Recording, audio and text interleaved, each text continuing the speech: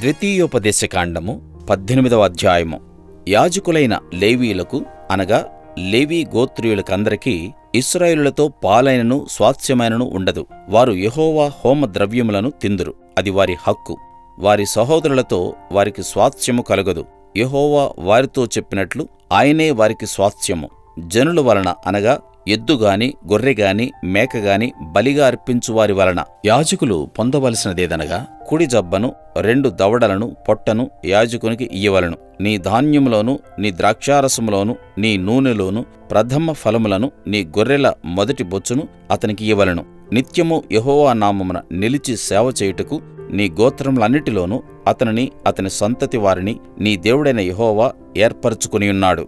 ఒక లేవీయుడు ఇశ్రాయేలుల దేశమున తాను విదేశిగా నివసించిన నీ గ్రామములలో ఒక దాని నుండి యెహోవా ఏర్పరచుకున్న స్థలమునకు మిక్కిలి మక్కువతో వచ్చినప్పుడు అక్కడ యెహోవా సన్నిధిని నిలుచు లేవీయులైన తన గోత్రపు వారు చేయనట్లు అతడు తన దేవుడైన యెహోవా నామమున సేవ చేయవలెను. అమ్మబడిన తన పిత్రార్జితము వలన తనకు వచ్చినదిగాక అతడు ఇతరుల వలె వంతు అనుభవింపవలెను. నీ దేవుడైన యెహోవా నీకిచ్చుచున్న దేశమున నీవు ప్రవేశించిన తరువాత ఆ జన్మల హేయ కృత్యములను నీవు చేయ నేర్చుకొనకూడదు. తన కుమారునైనను తన కుమార్తెనైనను అగ్నిగుండము దాటించువానినైనను శకునము చెప్పు సోదెగానినైనను మేఘశకునములను గాని సర్పశకునములు గాని చెప్పువానినైనను చెల్లంగివానినైనను మాంత్రికునైనను ఇంద్రజాలికునైనను కర్ణ పిశాచినడుగు వానినైనను దయ్యములతో విచారణ చేయువానినైనను మీ మధ్య ఉండనీయకూడదు. వీటిని చేయు ప్రతివాడును యెహోవాకు హేయుడు. ఆ హేయములైన వాటిని బట్టి నీ దేవుడైన యెహోవా నీ ఎదుట నుండి ఆ జనములను వెళ్ళగొట్టుచున్నాడు. నీవు నీ దేవుడైన యెహోవా యొద్ద యథార్థపరుడవై ఉండవలెను. నీవు స్వాధీనపరచుకొనబోవు జనములు మేఘశకునములను చెప్పువారి మాటను సోదెగాండ్ర మాటను విందురు. నీ దేవుడైన యెహోవా నిన్ను అలాగున చేయనీయడు.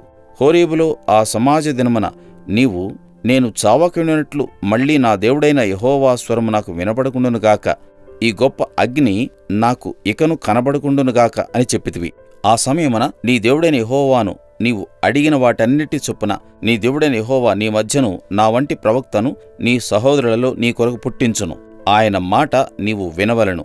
మరియు యెహోవా నాతో ఇట్లనెను, వారు చెప్పిన మాట మంచిది. వారి సహోదరుల నుండి నీ వంటి ప్రవక్తను వారి కొరకు పుట్టించెదను.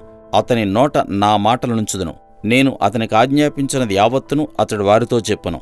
అతడు నా నామమున చెప్పు నా మాటలను వినని వానిని దాని గూర్చి విచారణ చేసేదను.